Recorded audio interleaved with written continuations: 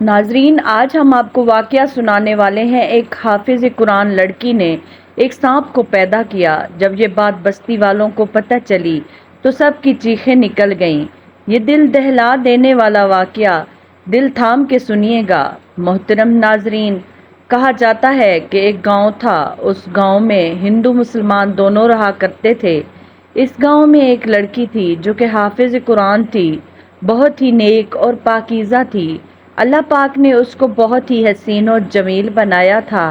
اللہ پاک نے اس کو حسن کے ساتھ ساتھ اخلاق سے بھی نوازا تھا۔ وہ اپنے ماں باپ کی اکلوتی بیٹی تھی۔ اس گاؤں میں ایک چھوٹا سا مدرسہ تھا جہاں وہ قرآن پاک حفظ کرنے کے لیے وہاں جایا کرتی تھی، اور راستے میں آتے جاتے لوگ اس کے حسن کو دیکھ کر اس کے عاشق ہو چکے تھے۔ مگر ایک مرتبہ اللہ کا کرنا ایسا ہوا کہ ایک ہندو لڑکے نے اس کو دیکھ لیا۔ اس کو دیکھتے ہی اس کا دیوانہ ہو گیا اور کسی نہ کسی طریقے سے اس کی قربت کو حاصل کرنا چاہتا تھا۔ اس کو پانے کے طرح طرح کے منصوبے بنا رہا تھا، مگر اللہ تعالیٰ کو یہ منظور نہیں تھا کہ ایک ہندو کی شادی ایک مسلمان حافظ قرآن لڑکی سے ہو۔ اس لڑکی کی شادی ایک مسلمان سے ہو گئی۔ وہ لڑکی اپنے گھر سے بہت زیادہ خوش تھی، مگر وہاں وہ ہندو لڑکا حسد کی آگ میں جل رہا تھا اور غصے سے بار بار چیخ کے بول رہا تھا کہ اگر یہ مجھے نہ ملی تو میں اس کو کسی کا ہونے نہیں دوں گا۔ اس بستی میں ایک بہت بڑا جادوگر تھا۔ وہ اس کے پاس گیا اور جادوگر کو جا کر پورا واقعہ سنایا۔ جادوگر اس ہندو لڑکے کو ایک چلایا بتایا، اس کو اس نے کاٹنا شروع کر دیا اور وہ جنگل میں اس کے ساتھ بیٹھ کر چلا کاٹنے لگا۔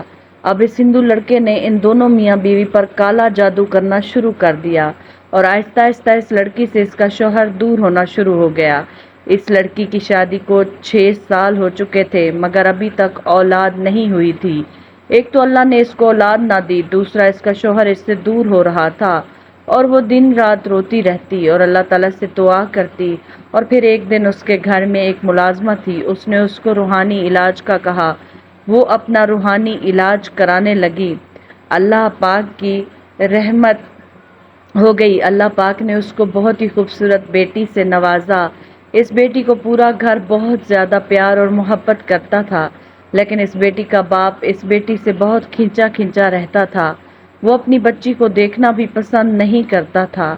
وہ عورت اس بات سے بہت زیادہ پریشان تھی کہ میرا شوہر اپنی بیٹی کو کیوں نہیں پیار کرتا، مگر پھر بھی وہ اللہ کا شکر ادا کرتی رہتی کہ اللہ پاک نے بیٹی دی ہے تو اللہ پاک خوشیاں بھی ضرور دے گا۔ اس کے باپ کے دل میں اس کی بیٹی کی محبت ضرور پیدا ہوگی۔ اب وہ بچی 10 ماہ کی ہو چکی تھی۔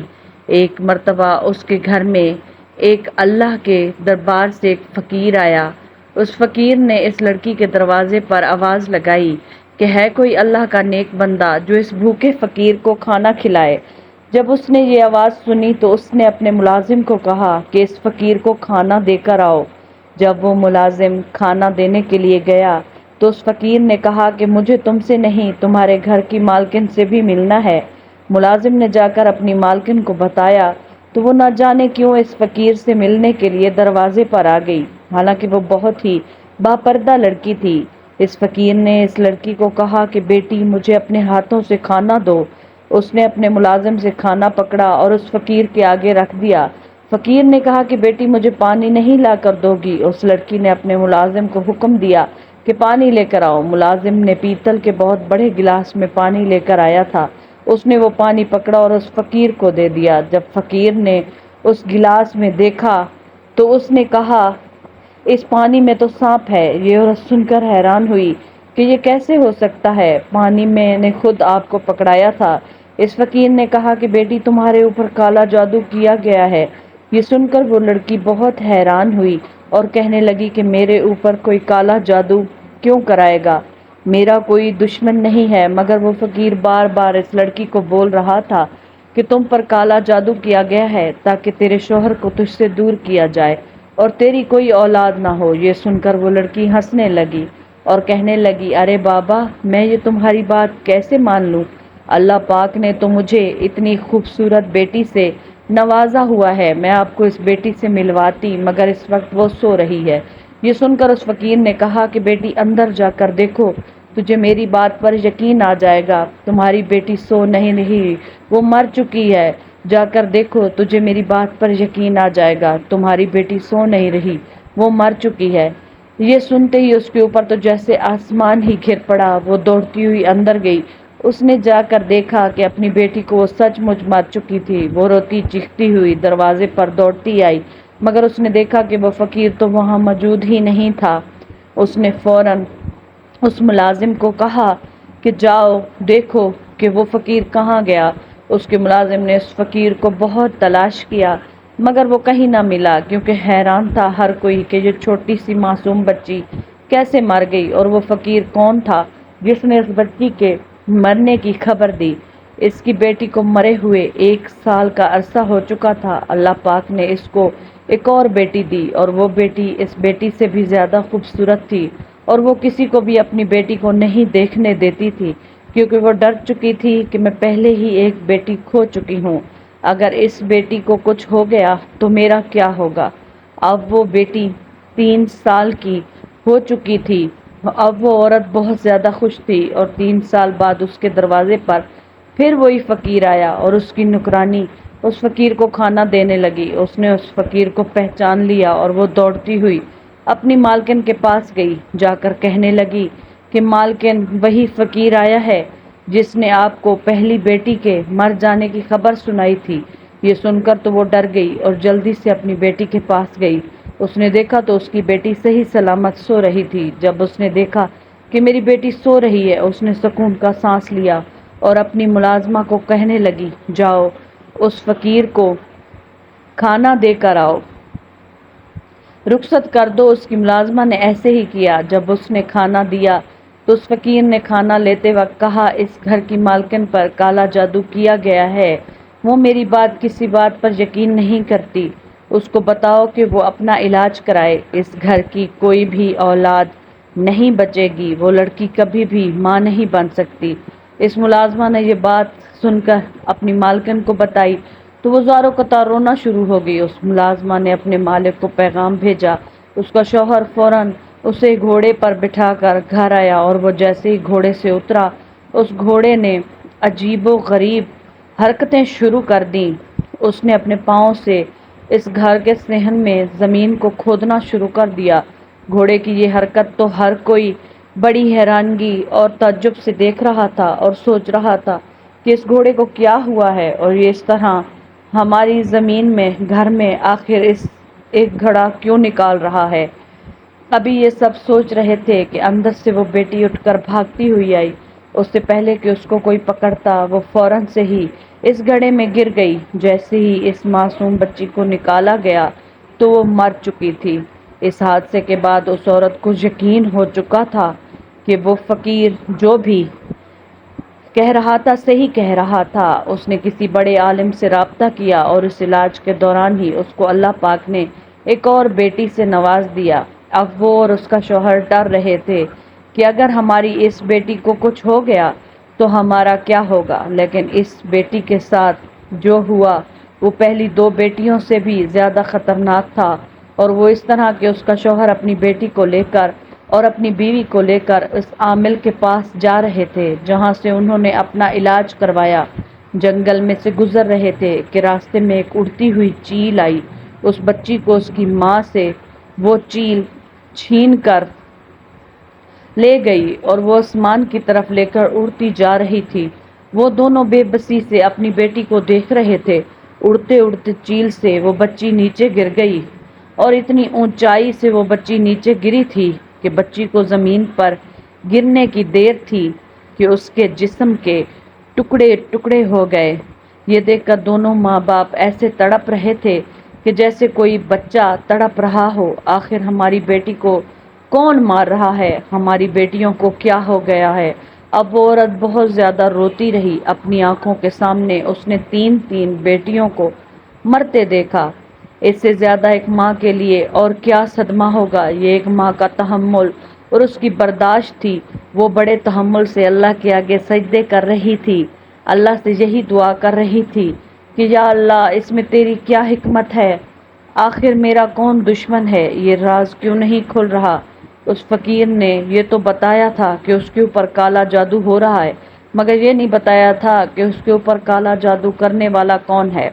اس کا شوہر تو پہلے ہی اس سے دور ہو چکا تھا۔ اب 3 بیٹیوں کی موت پر گھر والے اس کو بہکانے اور اس کو کہنے لگے کہ بیٹا تیری یہ بیوی تو منحوس ہے، اس کے ہاں جو بھی اولاد پیدا ہوتی ہے مر جاتی ہے، ہمیں بیٹا چاہیے جو کہ ہمارے خاندان کا وارث بنے۔ اگر اللہ نے اس کی کوکھ سے ہمیں بیٹا بھی دے دیا تو یہ نہ ہو کہ وہ بھی مر جائے، تو ایسا کرو دوسری شادی کر لے۔ اس کے شوہر کے دل میں یہ دوسری شادی کا خیال آنا شروع ہو گیا، لیکن اللہ کا اس دن ایسا کرنا ہوا کہ اس کے دروازے پر پھر وہی فقیر آیا۔ اس نے دستک دی اور فقیر نے آواز لگائی کہ کوئی ہے جو اللہ کے اس بندے کو کھانا کھلا سکے۔ جب اس ملازمہ نے دروازہ کھولا تو اس نے دیکھا، وہ حیران رہ گئی اور فوراً اسے جا کر اپنی مالکن کو بتایا۔ وہ مالکن روتی ہوئی اس فقیر کے پاس آئی اور کہنے لگی، اب تو کیا لینے آیا ہے تو جب میرے دروازے پر آتا ہے میری اولاد کو لے کر چلا جاتا ہے، اب میرے پاس تجھے دینے کے لیے کچھ نہیں رہا، میں خالی ہاتھ ہو چکی ہوں، میں کبھی بھی ماں نہیں بن سکتی، تو نے صحیح کہا تھا۔ وہ روتی جا رہی تھی اور اس فقیر کو باتیں کرتی جا رہی تھی۔ اس فقیر نے کہا، اگر تجھے مجھ پر یقین ہو مجھے اپنے گھر جانے کی اجازت دے دو، مجھے خاص تمہارے کام کے لیے ہی بھیجا گیا ہے۔ اس عورت نے اس پر یقین کیا اور اس فقیر کو اپنے گھر لے کر چلی گئی۔ اس فقیر نے پورے گھر کے چکر لگائے اور پھر ایک جگہ بیٹھ گیا اور کہنے لگا، مجھے کسی برتن میں پانی لا کر دو۔ اس ملازمہ نے پانی لا کر دیا اور اس فقیر کے آگے رکھ دیا۔ وہ فقیر کافی دیر تک اس پر کچھ پڑھتا رہا اور بعد میں اس کو کہا کہ دیکھو اس میں تجھے کیا نظر آتا ہے۔ اس لڑکی نے جب دیکھا تو وہ حیران رہ گئی، اس میں ایک بہت بڑا کالے رنگ کا سانپ تھا۔ وہ چیخ مار کر پیچھے ہٹ گئی اور اس فقیر نے کہا، تم نے اپنی آنکھوں سے دیکھ لیا نا کہ تم پر کالا جادو کیا گیا ہے، اور اسی جادو کے ذریعے ہی آپ کے پیٹ میں ایک کالا سانپ بٹھا دیا گیا ہے جو آپ کے ہر بچے کو موت کے گھاٹ اتار رہا ہے۔ اس لڑکی نے کہا، میرے تو بچے صحیح سلامت پیدا ہوتے ہیں۔ اس فقیر نے کہا کہ ہاں تمہیں خوشی ضرور دی جاتی ہے مگر تم سے چھین لی جاتی ہے، ان بچوں کی زندگی نہیں ہوتی، ان بچیوں کو مارنے والا کوئی نہیں ہے، یہ سانپ ہے، یہ کالا جادو آپ پر ایک ہندو لڑکے نے کروایا ہے۔ شادی سے پہلے ہی وہ ہندو لڑکا آپ کو دیکھتے ہی آپ کا دیوانہ ہو چکا تھا، جیسے ہی آپ کی شادی کسی اور کے ساتھ ہوئی وہ غصے سے پاگل ہو گیا اور حسد کی آگ میں جلنے لگا اور اس نے کالے جادو کرنے شروع کر دیے۔